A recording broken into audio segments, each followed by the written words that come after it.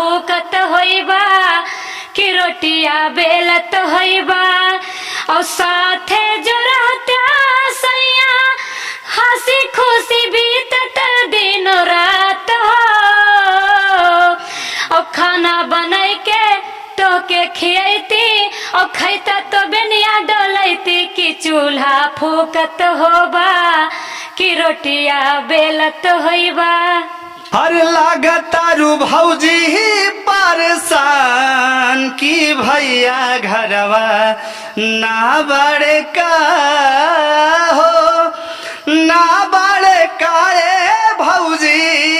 ना बड़े का हो। अरे हमारा लहो खे कौन काम की भैया घरवा